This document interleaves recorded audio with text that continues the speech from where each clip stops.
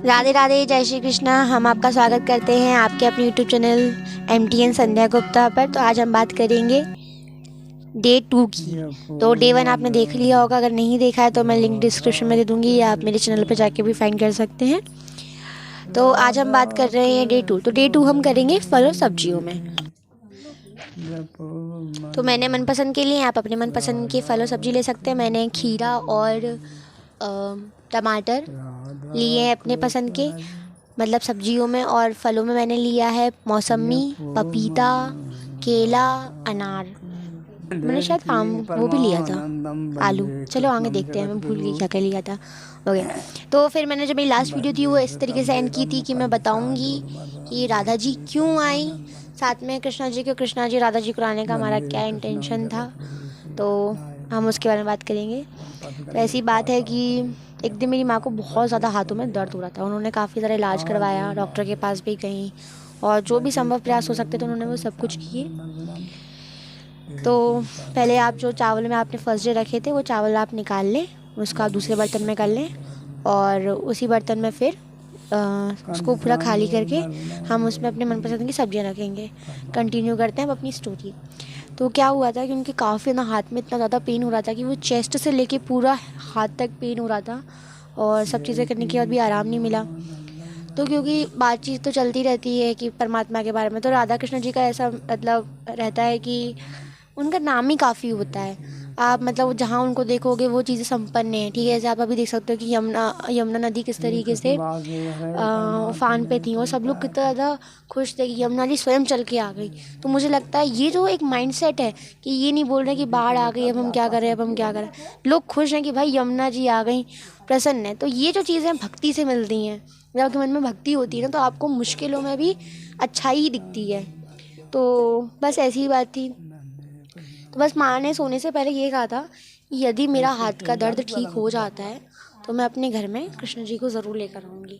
और पता नहीं कैसा चमत्कार हुआ, चमत्कार ही कहेंगे। सुबह उनका मॉर्निंग में दर्द एकदम से चला गया। जब पिताजी ने पूछा भी हाथ कैसा है तो उनको तो ध्यान भी नहीं था कि हाथ में दर्द भी हो रहा था। फिर मतलब वो बहुत खुश हो गई कि, और वो बड़ी खुश हो गई थी कि हाँ अब राधा कृष्ण जी को, अब कृष्ण जी को लेके आएंगे। राधा जी का तो अभी तक कोई ऐसे नहीं था कि राधा जी को लेके आएंगे। तो इस बात को काफ़ी टाइम हो गया है तो बहुत ज़्यादा अच्छे से तो याद नहीं है कि क्या क्या चीज़ें हुई थी। बट ये एक चमत्कार था कि उनके हाथ में दर्द जो इतना ज़्यादा समय से था वो ठीक हो गया। क्योंकि जब कुछ छोटा सा बोलते हैं चींटी भी खा जाती तो काफ़ी तकलीफ हो जाती है, तो ये कुछ वैसा ही था। तो दर्द काफ़ी था, उन्होंने ठीक करा। तो जैसे कि हमने कहा था, ज़ुबान दी थी कि हम लेकर आएंगे तो हमने ज़रूर लेकर आए। अच्छा, जब आप सेकंड डे की जो प्राण प्रतिष्ठा करें ना, आपको जो पट्टी है आंखों पे जो आपने बांधी है उसे खोलना नहीं है, उसको बंधे रहने देना है। पूरे 5 दिन के लिए वो बंधी ही रहेगी। जब पूरी प्राण प्रतिष्ठा हो चुकी होगी तो हम इसको बाद में सबसे लास्ट में खोलेंगे, जब इनका हम श्रृंगार करेंगे। ठीक है। तो फिर ऐसे ही आपको जैसे देखा होगा, फर्स्ट डे आपने देखा हो, नहीं तो जाके देखें तभी आपको पूरी स्टोरी समझ में आएगी कि कैसे क्या हम लेकर आए। उसके बाद फिर मैंने जो स्टोरी एंड की थी वो ऐसी की थी कि हम राधा जी को क्यों साथ में लेके आए। तो राधा जी को लाने का जो मेरे माँ का बड़ा ही मन था। फिर उन्होंने कहा कि यार लेके आए कि नहीं आए। एक्चुअली क्या होता है ना, जब हम लेके आए तो हम सिर्फ मूर्ति लेके नहीं आए, हम प्राण प्रतिष्ठा कर रहे हैं। प्राण प्रतिष्ठा का मतलब क्या होता है, हम किसी चीज़ में प्राण डाल रहे हैं। हमने चावल में वास क्यों कराया है, क्योंकि चावल में अब उनका वास हो गया, अब सब्जियों में वास है। क्योंकि ऐसा कहते हैं ना कि परमात्मा कण कण में हैं, तो उस तरीके से अब हम उनको वास करा रहे हैं कि भैया देखो आप तो अब सब जगह हो, सब जगह ही रहना, और आपका हम इधर वास करा रहे हैं और आपको रहना ही है अब। तो इसी तरीके से हम एक एनर्जी डाल रहे हैं उसमें, आप ऐसा कह सकते हैं। तो वैसे तो वह एनर्जी ही होती है ऑलरेडी, बिना एनर्जी के तो कुछ होता नहीं है। बट सबका अपना अपना तरीका है समझने और देखने का। तो अब हमने आज जैसे फल और सब्जियों का कर दिया, तुलसी जी आपको रखनी ही है। ठीक। तो हम बात करते हैं कि किशोरी जी कैसे आई। तो पिताजी ने एकदम से कह दिया कि अरे आप सिर्फ कृष्ण जी को लेके जाओगी तो राधा जी तो मतलब कृष्ण जी तो राधा जी के पास ही चले जाएंगे। क्योंकि हमारे यहाँ क्या हुआ है कि जब भी शिवलिंग आती थी तो शिवलिंग 2-3 बार है कुछ ना कुछ ऐसा होता था कि शिवलिंग अपने आप गायब हो चुकी है। तो उस चीज़ को ध्यान में रखते हुए पिताजी ने कहा कि अगर आप राधा जी को नहीं लोगे तो कृष्ण जी चले जाएंगे।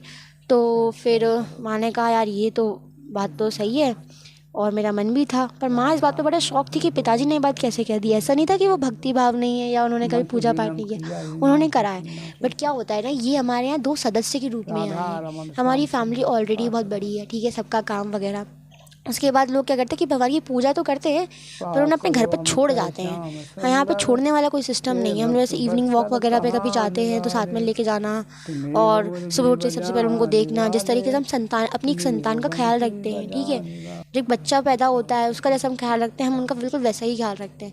रात में बार बार देखना, उनके लिए कूलर, पंखा और जो भी उनकी व्यवस्था हो सकती है, खेल खिलौने, सब मैं आपको सब कुछ बताऊँगी कैसे क्या। तो आप इस तरीके से छोड़ नहीं सकते थे, तो यही बात है। तो इसलिए किशोरी जी को लाना क्यों थोड़ा शॉकिंग लगा, पिताजी ने ऐसा कहा, तो हम इसको नेक्स्ट पार्ट में कंटिन्यू करेंगे। छोटी छोटी पार्ट्स में वीडियो बनाइए ताकि आप लोगों को देखने में समस्या ना हो।